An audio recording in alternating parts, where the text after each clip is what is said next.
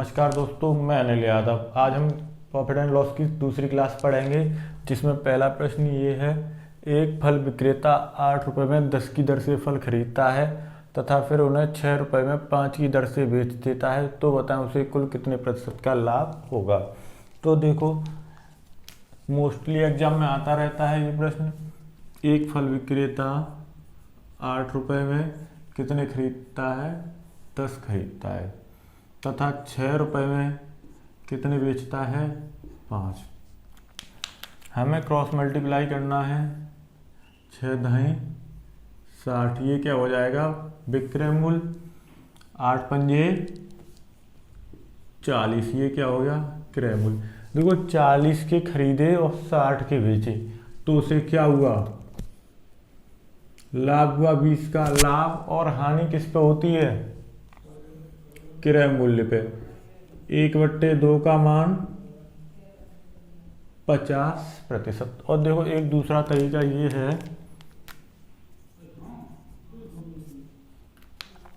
एक व्यक्ति 8 रुपये में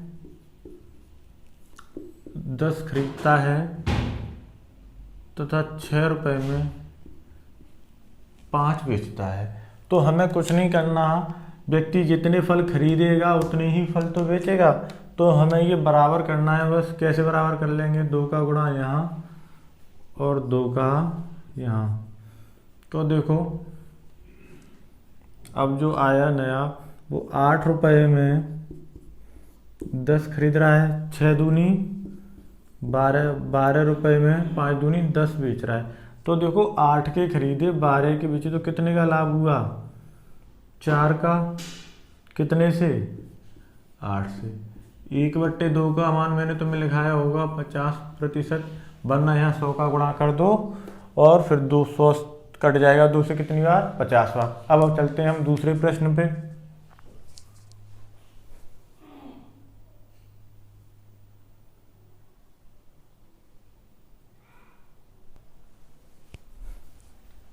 देखो दोस्तों, दूसरा सवाल है हमारा।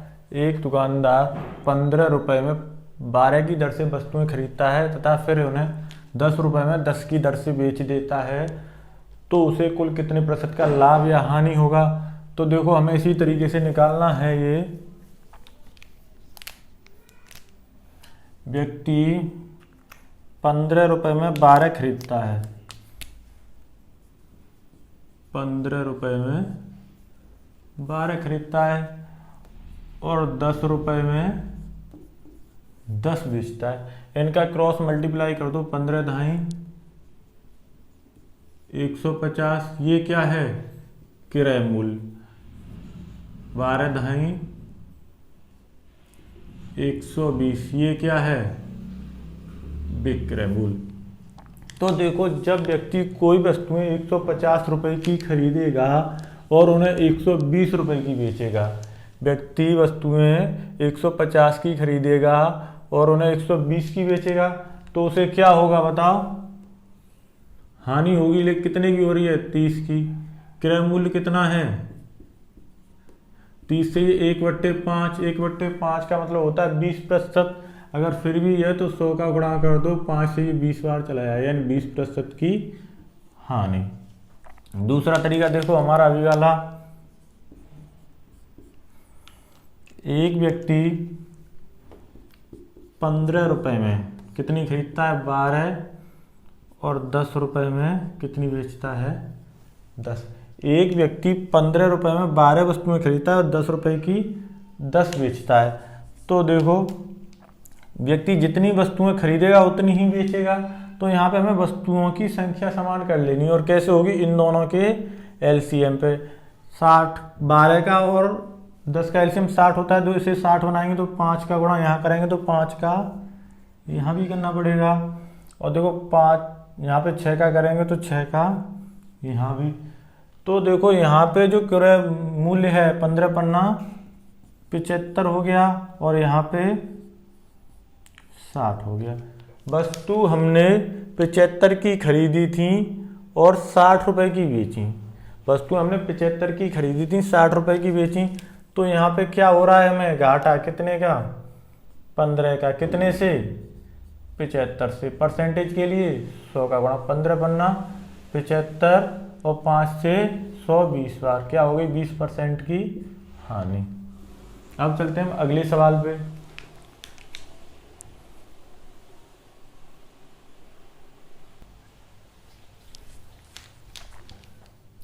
देखो दोस्तों, ये तीसरा प्रश्न है हमारा, बहुत अच्छा क्वेश्चन है ये। एक फल विक्रेता 4 रुपए में 5 की दर से संतरे खरीदता है तथा फिर उन्हें 5 रुपए में 4 की दर से बेच देता है। इस प्रकार उसे जो लाभ हुआ वो 180 रुपए का हुआ है। तो बताओ उसने कुल कितने संतरे खरीद कर बेचे। इसी तरीके से करना है हमें बिल्कुल। देखो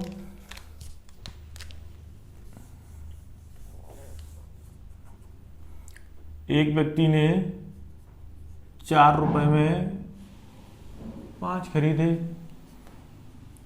और 5 रुपए में 4 बेचे। तो देखो अभी हमने जो किया था कि व्यक्ति जितने फल खरीदेगा उतने ही बेचेगा, जितने खरीदेगा उतने ही बेचेगा। तो इनकी संख्या समान करनी है और ये संख्या किस पे समान होगी, एलसीएम पे। तो देखो एलसीएम पे जब समान होगी तो 5 और 4 का एलसीएम 20 होता है। तो 4 का गुणा अगर मैंने यहाँ किया तो 4 का मुझे यहाँ भी करना पड़ेगा। इससे 20 बनाने के लिए 5 का करूँगा यहाँ, तो यहाँ भी कितने का करना पड़ेगा, 5 का।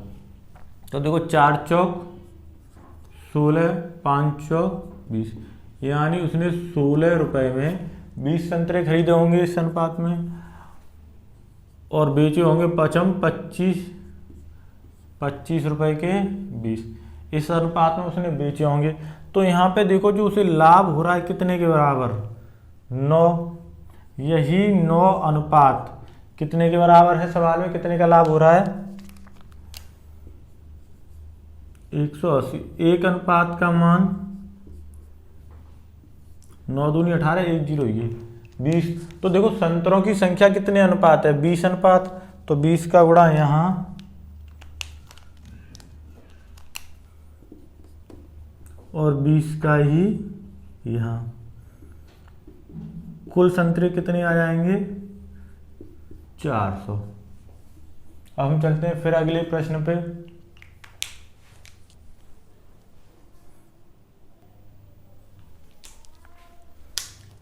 देखो तीसरा क्वेश्चन है हमारा, अभी किया था हमने बिल्कुल उसी की तरह। एक फल विक्रेता 3 रुपए में 5 की दर से संतरे खरीदता है तथा फिर उन्हें 5 रुपए में 10 की दर से बेच देता है। इस प्रकार जो उसे हानि हुई वो 50 रुपए की हुई। तो बताएं उसे ने कुल कितने संतरे खरीद कर बेचे। अभी किया हमने वैसे ही करना है। देखो एक व्यक्ति 3 रुपए में 5 खरीद रहा है और 5 रुपए में 10 बेच रहा है। 3 रुपए में 5 खरीद रहा है और 5 रुपए में 10 बेच रहा है। तो देखो हमें पहले फलों की संख्या बराबर करनी है। किसकी, फलों की। तो फलों की संख्या बराबर करेंगे तो 5 और 10 का एलसीएम 10 होता है, तो केवल ऊपर ही गुणा करना पड़ेगा। 2 का गुणा अगर मैं इधर करूंगा तो 2 का मुझे इधर करना पड़ेगा। तो देखो इधर फल कितने हो गए, 10, और इधर रुपए कितने हो गए, 6।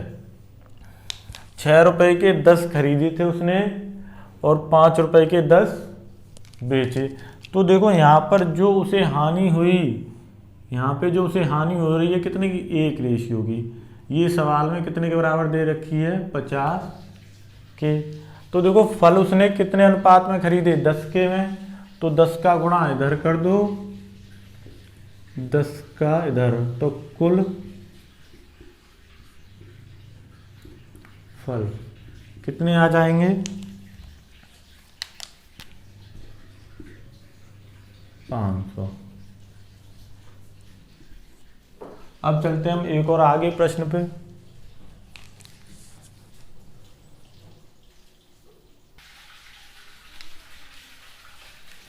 देखो 5वां क्वेश्चन है हमारा, खरीदने और बेचने वाले टाइप में ये सबसे अच्छा क्वेश्चन है। एक व्यक्ति एक प्रकार के फल 5 रुपए में 6 की दर से खरीदता है, दूसरे प्रकार के 3 रुपए में 4 की दर से खरीदता है। फिर क्या करता है, उन दोनों को मिलाता है, लेकिन दोनों की मात्रा समान है और उनका एक भाव निश्चित करता है 8 रुपए में 10 की दर से बेचने का।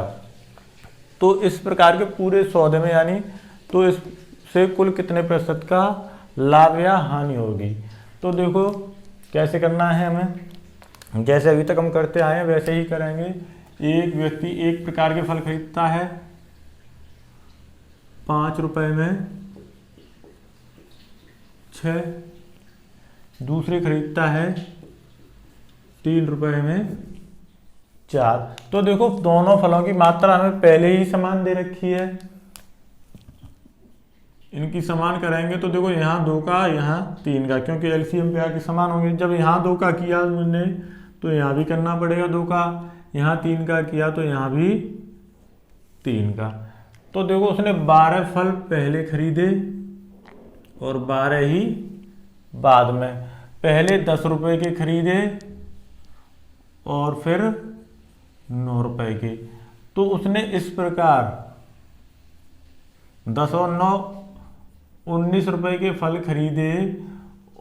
कितने, 12 और 12 24, 19 रुपए के 24 फल खरीदे और उसने बेचे किस दर से, 8 रुपए में 10 की दर से। 8 रुपए में 10 की दर से बेची। तो देखो जितने फल होंगे उतने ही तो बेचेगा, इन्हें समान करना है फल को हमें। फिर यहाँ पे देखो 5 का गुणा कर दूंगा और यहाँ पे 12 का, यानी 120 फल उसने खरीदे और 120 ही बेची। जब यहाँ 5 का किया मैंने तो मुझे यहाँ भी 5 का करना पड़ेगा और यहाँ भी 5 का। तो देखो अब जो नया बन के आया वो क्या आया, उसने 95 रुपए में 120 फल खरीदे और यहाँ 12 का होगा यहाँ पे गुणा और 12 अट्ठे 96 रुपए में 120 बेचे। इस प्रकार देखो उसे कुल 1 रुपए का लाभ हो रहा है। 1 का लाभ हो रहा है कितने पे, लाभ और हानि क्रय मूल्य पे होती। क्रय मूल्य कितना है 95% के लिए 100 का गुणा। तो देखो 95 एकम 95 5 बट्टे 95 5 से 95 19 बार चला जाएगा तो कितना आएगा, 1 सही 1/19% का लाभ। कौन सा है, पहला। अब हम चलते हैं अगले प्रश्न पर।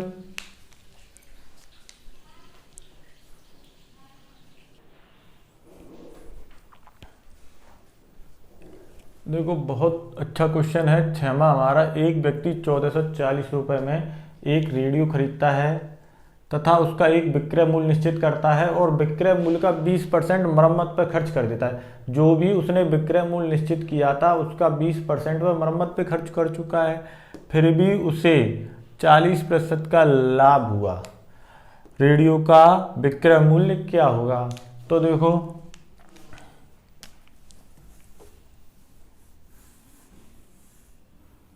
मैं मान लूँ व्यक्ति ने रेडियो खरीदा होगा, फिर क्या किया होगा, रेडियो खरीदा होगा और उस रेडियो को खरीदने के बाद उसे सही कराया होगा और फिर उसे बेचा होगा, यानी बिक्री की होगी तो सेलिंग प्राइस। तो देखो जो व्यक्ति है उसके लिए वास्तविक क्रय मूल्य क्या होगा, जितने का उसने खरीदा और मरम्मत पे खर्च कराया तो उसे कितने का पड़ा होगा वास्तविक में, ये उसके लिए क्रय मूल्य होगा। ये क्या होगा, वास्तविक सीपी। और लाभ और हानि हमेशा वास्तविक सीपी पे होती हैं। मैंने अगर ये 100 मान लिया तो इस पे लाभ कितना दे रखा है मुझे 40% का, तो बिकेगी कितने की 140 की। लेकिन वह 140 का 20%, 140 का 20% हटाऊंगा बट्टे में 100, 2 जीरो से 2 जीरो 14 दूनी 28 रुपए में मरम्मत पे खर्च कर चुका है। देखो सीपी में मरम्मत यानी 28 ऐड होके कितने हुए हैं 100। तो यहाँ पे अगर मैं 28 घटा दूंगा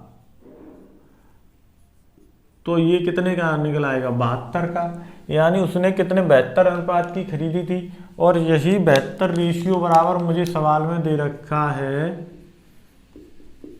1440 रुपये। 72 दूनी 144, 1:20।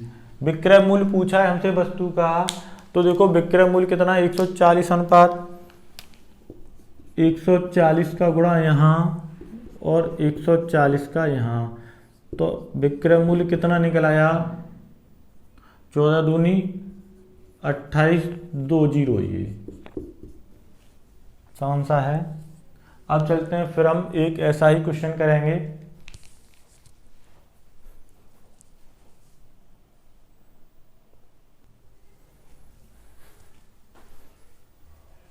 देखो 7वां क्वेश्चन है हमारा, एक व्यक्ति किसी वस्तु को 350 रुपये में खरीदता है, फिर उसका एक विक्रय मूल्य निश्चित करता है और विक्रय मूल्य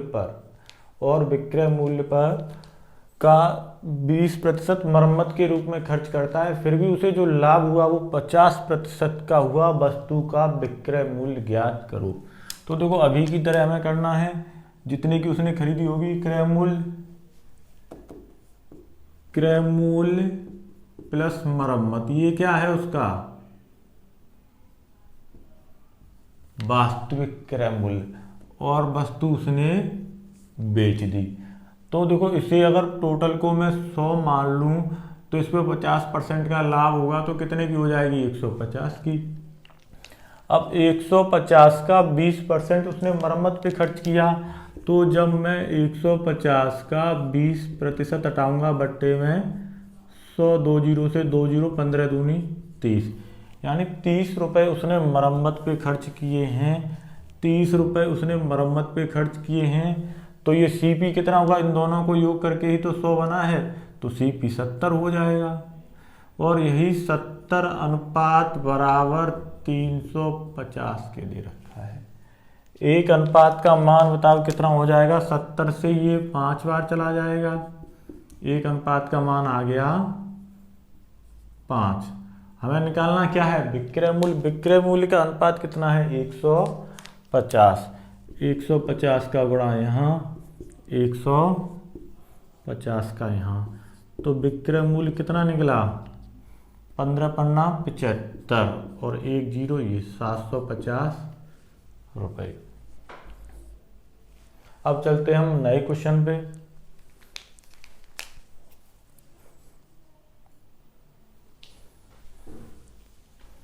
देखो हमारा 8वां सवाल है, एक व्यक्ति को किसी वस्तु पर होने वाला लाभ विक्रय मूल्य के 25% के बराबर है, तो बताएं वास्तविक लाभ प्रतिशत क्या होगा।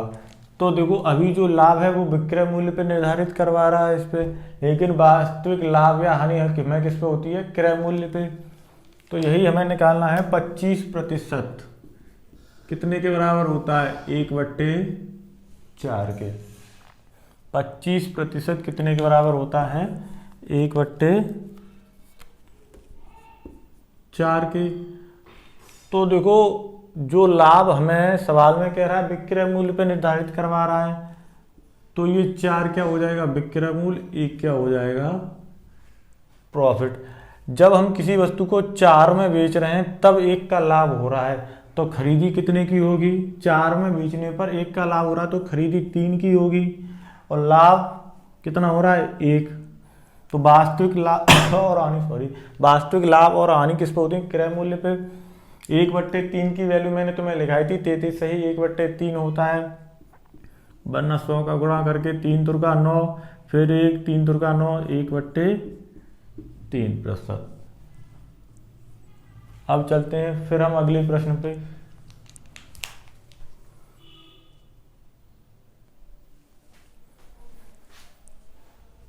देखो 9वां सवाल ऐसा ही आ रहा है, एक व्यक्ति को किसी वस्तु पर होने वाला लाभ विक्रय मूल्य के 14 सही 2/7% के बराबर है, तो बताएं वास्तविक लाभ प्रतिशत क्या है। वास्तविक लाभ प्रतिशत अभी हमने सीखा किस पे होता है क्रय मूल्य पे। तो देखो हमें क्या करना है 14 सही 2/7% दे रहा है, इसकी फ्रिक्शन वैल्यू कितनी होती है 1/7। ये 7 क्या हो जाएगा विक्रय मूल्य, ये 7 क्या हो जाएगा, विक्रय मूल्य यानी सेलिंग प्राइस, और ये 1 क्या हो जाएगा, प्रॉफिट। देखो 1 का तो लाभ हो ही रहा है, लेकिन जब हो कब रहा है, जब वस्तु 7 की बिक रही है। तो देखो वस्तु 7 की बिक रही है, 1 का लाभ हो रहा है, तो खरीदी कितने की होगी, 6 की। और परसेंटेज के लिए 100 का गुणा, वैसे 1/6 की वैल्यू होती है 16 से ही 2/3%, 3% लाभ। अब चलते हैं अगले प्रश्न पे।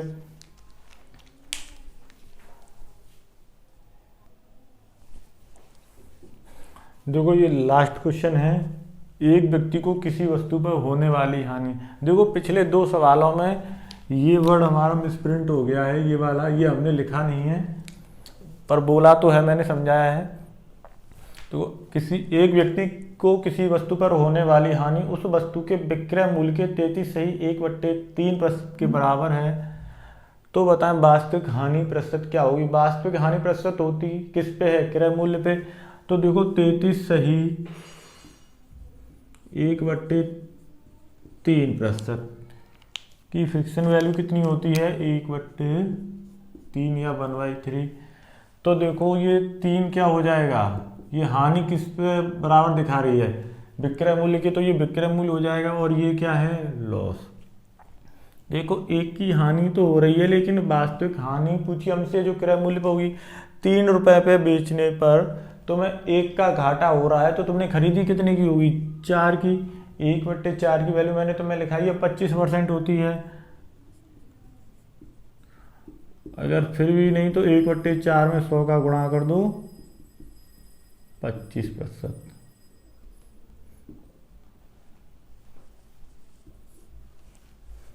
अगर आपको वीडियो अच्छी लगी हो तो चैनल को सब्सक्राइब करें, वीडियो को लाइक करें। Thank you. आगे हम क्लास 3 पढ़ेंगे, उसमें भी 10 क्वेश्चन करेंगे।